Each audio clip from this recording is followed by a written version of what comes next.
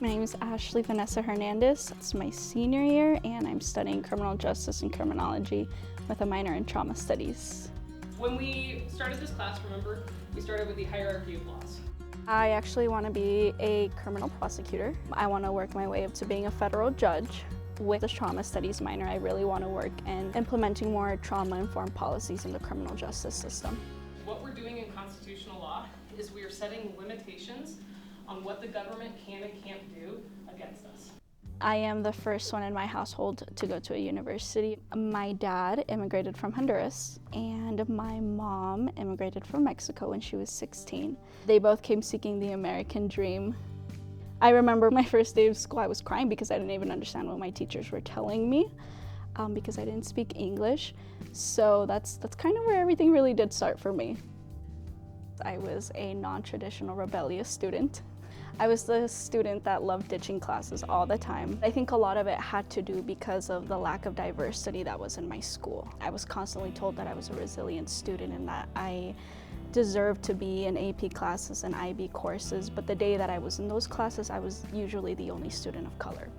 So that kind of pushed me back because I felt like I didn't fit in. I looked at the website at MSU Denver and I immediately fell in love with MSU Denver because of the diversity. That day I knew that this was going to be the place where I was going to fit in, not just intellectually, but as a person.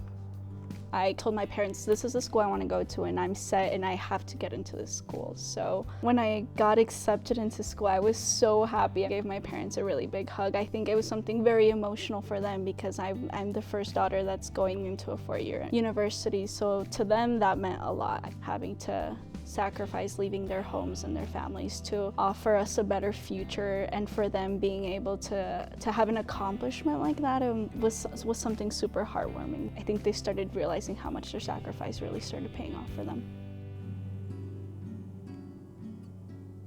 The learning environment has been completely different, like in every way, shape, and form. I went from having white professors and being in a room with just white students to having a professor that looks like me, that speaks my language, that understands my culture, and having students that are just like me as well. I think that helped me have a feeling of belonging. So I think that's where I started realizing a big change, that I wanted to be here. It wasn't a drag having to come to class. It was something that I really wanted to do, and that's when I started realizing that I had such a different type of motivation, that I wasn't just showing up to class like in high school so that my parents wouldn't go to court. I was showing up to class because I really wanted to.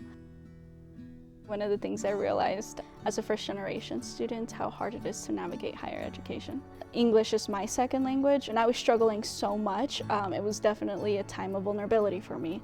But one of the things that I liked is that I had a professor and she was like, go to the writing center, it's fine, they'll be able to help you. And I did that, and after that I was like, oh my God, that was not difficult at all. Like, I would have been done with this assignment like 2 weeks ago. It was kind of like providing that safe space of understanding that I'm in a very vulnerable position, but I'm getting the proper help that's taking me to the proper places. The Roadrunner promise, they fund my education, which is awesome. Because I don't have to worry about tuition. I just show up to school and learn.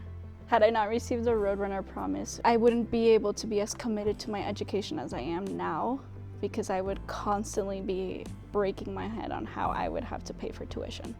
I'm honestly super grateful about that opportunity that the school gave me. Where do I see myself 5 years from now? Probably graduating law school. I would like to give back to my community. I believe in exposing higher education to young children and exposing it to them in a right way so that they can understand and have a proper conviction about higher education. I really like to tell them if I did it, and I was a rebellious student, like, you can definitely do it.